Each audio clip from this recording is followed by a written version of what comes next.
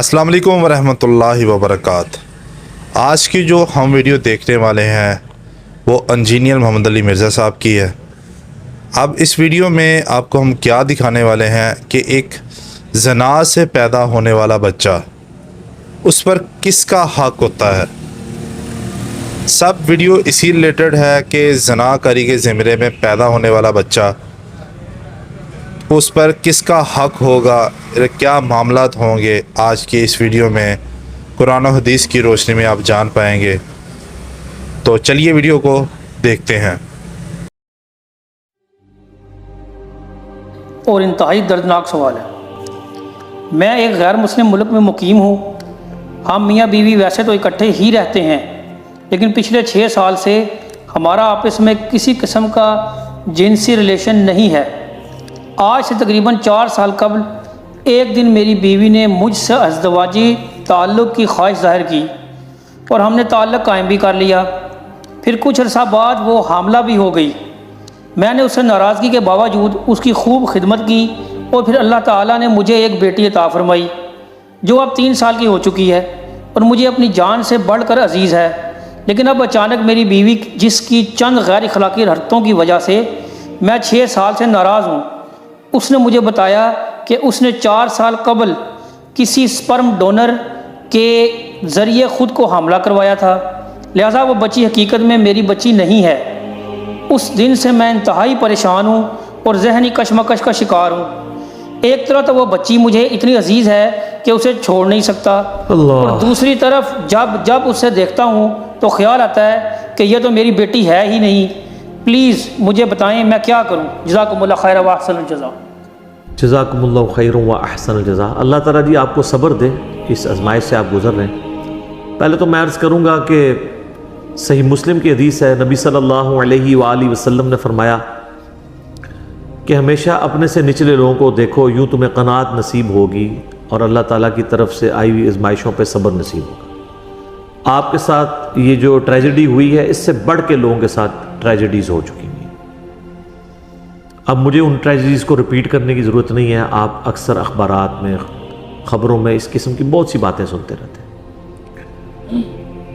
ہم اس سوال کی طرف آتے ہیں۔ اب اس سچویشن کے اندر شرعی حکم کیا ہے؟ اب اگر اس کو آپ سائنٹیفکلی معاملے کو ہینڈل کریں گے تو ظاہر ہے کہ ایک آپ کے لیے آزمائش والا معاملہ بن جائے گا۔ صحیح بخاری اور صحیح مسلم میں ایک حدیث موجود ہے، اور حدیث کی کتابوں میں بھی ہے، بخاری مسلم میں آ گئی تو مین کتابوں کے اندر وہ حدیث آ گئی کہ نبی علیہ السلام کے مبارک زمانے میں بھی اس قسم کا ایک واقعہ ہوا۔ سعد ابن ابی وقاص رضی اللہ تعالیٰ عنہ کہتے ہیں کہ میرا جو بھائی تھا نا عتبہ، اس نے مجھے ایک لونڈی کے بارے میں یعنی وصیت کی کہ اس سے جو اولاد ہے وہ میری اولاد ہے، کیونکہ اس نے اس کے ساتھ ایک ناجائز تعلق قائم کیا ہوا تھا، حالانکہ وہ لونڈی کسی اور کی تھی۔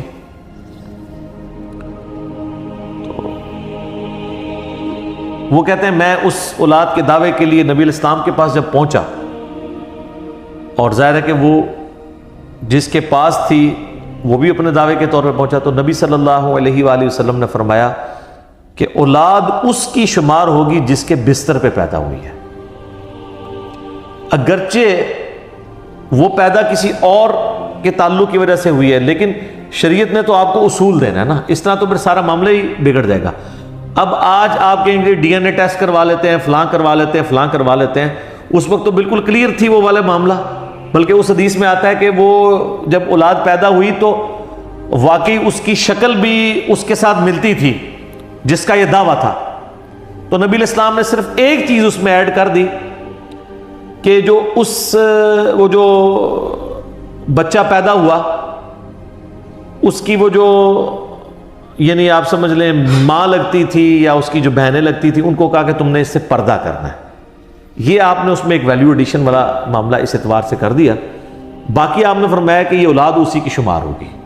تو شرعی مسئلہ یہ ہے کہ اگر کوئی اولاد یعنی آؤٹ آف ویڈ لاک بھی پیدا ہوئی ہے کسی عورت کی، تو وہ جس کی بیوی ہے نا اس کے بستر پہ جب پیدا ہوگی وہ اس کی اولاد شمار کی جائے گی. یہ پیٹ مسئلہ ہے. اس کے تحت وہ اولاد اب آپ کی ہے, وہ اس کی ولدیت بھی آپ کی لکھی جائے گی جنہوں نے یہ نہیں سوال کیا, لہذا ان کو ٹینشن لینے کی ضرورت نہیں ہے, اس معاملے کو آگے لے کے چلے. باقی ان باریکیوں میں پڑھنے کی ضرورت نہیں ہے. یہ خبر صحیح بھی ہو سکتی ہے, غلط بھی ہو سکتی ہے.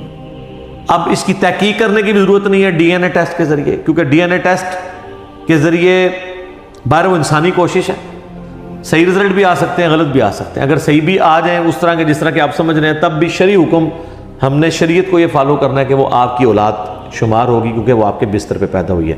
اب آپ اس کی پرورش کریں اور اپنے معاملات کو اس طریقے سے آگے لے کے چلیں.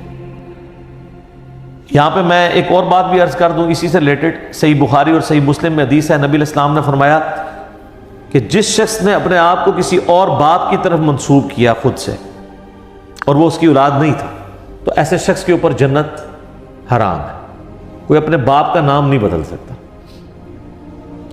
بخاری اور مسلم دونوں میں ایک حدیث ہے. مسلم میں ذرا ڈیٹیل ہے کہ مولا علی علیہ السلام نے ایک صحیفہ نکالا اپنی تلوار کی نیام میں سے, جس میں کچھ احکامات لکھے تھے. ان میں ایک یہ تھا کہ جو شخص اپنے باپ کا نام بدل دے اور اپنے آپ کو کسی اور باپ کی طرف منسوب کرے, اس پہ اللہ کی لعنت, اللہ کے فرشتوں کی لعنت اور تمام لعنت کرنے والوں کی لعنت, اور قیامت والے دن اللہ تعالیٰ نہ اس کا کوئی فرض قبول کرے گا نہ کوئی نفل قبول کیا کرے گا.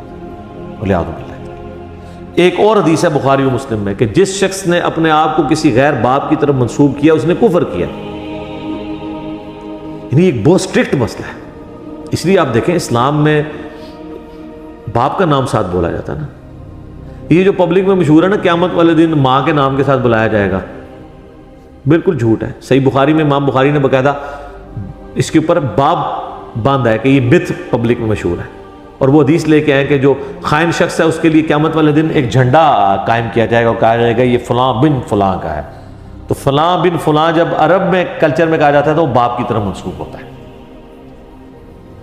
تو باپ کے نام سے ہی پکارا جائے گا قیامت والے دن. ان احادیث کی روشنی میں یہ خود ایک کبھی گناہ ہے, لیکن اس میں ایکسیپشن یہ ہے کہ جس کے بستر پہ اولاد پیدا ہو رہی ہے نا وہ باپ اس کا شمار کیا جائے گا. اور اس کے اوپر بھی ہمارے پاس ایک پریکٹیکل کیس موجود ہے بخاری اور مسلم دونوں کے اندر.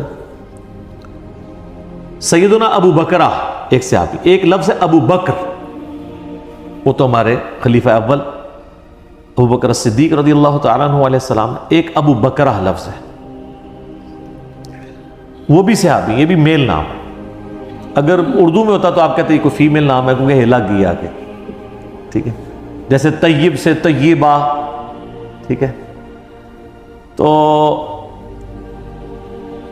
ان کے بارے میں آتا ہے بخاری اور مسلم دونوں میں ہے. مسلم میں ذرا تفصیل کے ساتھ ہے کہ ان کا ایک بھائی تھا, رشتے میں بھائی لگتا تھا, اس کا نام تھا زیاد, جو حضرت علی کا بڑا قریبی تھا ان کی دور خلافت میں. بعد میں حضرت معاویہ نے اس کو یعنی وہ لالچ دے کے تو خرید لیا. یہ عبید اللہ ابن زیاد کا باپ, جس کے بارے میں بخاری میں آتا ہے کہ سیدنا حسین ابن علی کا سر کاٹ کے عبید اللہ ابن زیاد گورنر کوفہ کے سامنے تشت میں رکھا گیا. نعوذ باللہ. اللہ کی لعنت ہو جنہوں نے اہل بیت پہ ظلم کیا, ان پہ اللہ کی لعنت, اللہ کے فرشتوں کی لعنت اور تمام لعنت کرنے والوں کی لعنت, آمین. تو وہ عبید اللہ ابن زیاد کا باپ زیاد تھا, وہ گورنر کوفہ تھا, اس کے بعد یہ بنا. تو حضرت معاویہ کا وہ دستے راست بن گیا. حضرت معاویہ بہت بہادر دلیر آدمی تھا, ہے شیعان علی میں سے تھا. اس کو ساتھ ملانے کے لیے حضرت معاویہ نے کہا کہ بھئی تیری ماں کے ساتھ میرے باپ نے زمانے جاہلیت میں بدکاری کی تھی اور تو اس سے پیدا ہوا تھا, لہذا آندہ سے تیرا نام جو ہے وہ زیاد بن ابی سفیان ہے. اس کا نام چینج کر دیا. اس کانٹیکسٹ میں بخاری مسلم میں حدیث ہے کہ وہ حضرت ابو بکرہ کا بھائی لگتا تھا رشتے میں. تو حضرت ابو بکرہ کو لوگ آگے کہتے ہیں کہ یہ جو حرکت کی ہے اس نے تیرے بھائی نے, یہ ٹھیک حرکت ہے. تو ان کا, اور وہ بندہ آگے کہتا ہے کہ میں نے تو سعد ابن ابی وقاص سے سنا ہے کہ جو شخص اپنے باپ کا نام بدل لے اس پہ جنت حرام ہے. تو ابو بکر کہتے ہیں تم ساتھ کی بات کرتے ہو, میں نے تو خود رسول اللہ سے ہی بات سنی ہوئی ہے, لیکن میں کیا کر سکتا ہوں, میرے بھائی نے جو حرکت کی ہے. وہ ان کا بھائی اس لیے لگتا تھا کہ وہ ان کے باپ کے بستر پہ پیدا ہوا تھا. تو سعد بن وقاص نے یہ حدیث بیان کیا نا کہ بچہ اس کا جس کے بستر پہ پیدا ہوا. اس طریقے سے اگر کوئی کسی کا کوئی آؤٹ آف ویڈ لاک تعلق تھا اور اس کی وجہ سے کوئی اولاد پیدا ہوگی ہے, تو اب وہ یہ نہیں ہے کہ جس نے وہ تعلق قائم کیا تو وہ اس کی اولاد شمار ہوگی. اب ایک سینسٹیو ٹاپک ہے, میں اس کو کنٹرول فاز میں ڈسکس کر رہا ہوں, یہ مطلب ضروری تھا.